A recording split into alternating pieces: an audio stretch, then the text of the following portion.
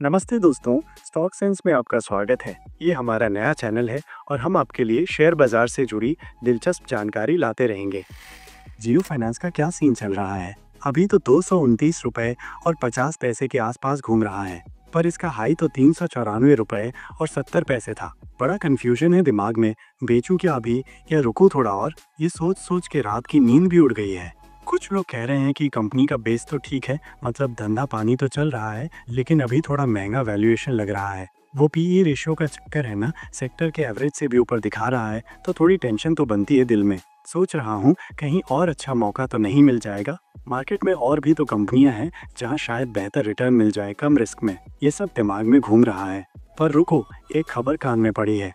मार्च 2025 का एक अंदाजा है कि साल के आखिर तक ये 331 रुपए और 75 पैसे तक भी जा सकता है। मतलब अभी के रेट से लगभग 49% का उछाल आ सकता है। ये सुनकर थोड़ी उम्मीद तो जगी है। एक हल्की सी किरण दिख रही है कि शायद नुकसान भर जाए और कुछ फायदा भी हो जाए। लेकिन फिर वही बात, ये तो सिर्फ अंदाजा है, पत्थर की लकीर तो है नहीं। मार्केट का क्या भरोसा, कभी भी पलट सकता है। कोई बड़ी न्यूज़ आ जाए तो सब धरा का धरा रह जाए।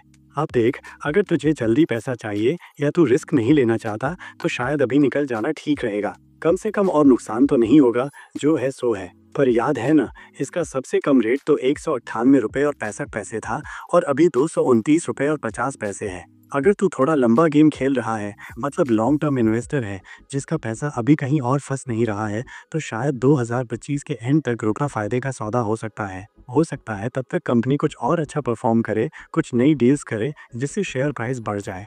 कुछ समझदार लोग बोल रहे हैं कि एक बीच का रास्ता निकाल, थोड़ा थोड़ा करके निकाल, मतलब पार्टियल एक्सिट। जैसे अभी कुछ शेयर बेच दे ताकि थोड़ा जो नुकसान हो रहा है वो कम हो जाए और बाकी को पड़ा रहने दे। इससे अभी थोड़ी शांति मिलेगी मन को, लगेगा कि कुछ तो कंट्रोल में है और अगर आगे बढ़ा तो फायदे का भी चांस रहेगा। ये बैलेंस बनाने वाली बात थोड़ी ठीक लग रही है, न पूरा नुकसान न पूरा फायदा छोड़ना। एक तरह से रिस्क को मैनेज करने का तरीका है ये। आखिर में भाई, ये सब तुझे ही देखना है कि तेरी ज़रूरत क्या है, तू कितना रिस्क ले सकता है और कब तक पैसा लगा सकता है। किसी और के कहने पर मत जा, चाहे वो कितना भी बड़ा एक्सपर्ट क्यों ना हो। अपनी रिसर्च कर, कंपनी के बारे में और जान, मार्केट के ट्रेंड्स को समझ और सोच समझ कर फैसला करना ज़रूरी है। शेयर मार्केट में थोड़ा सब्र रखना और दिमाग ठंडा रखना ही असली गेम है।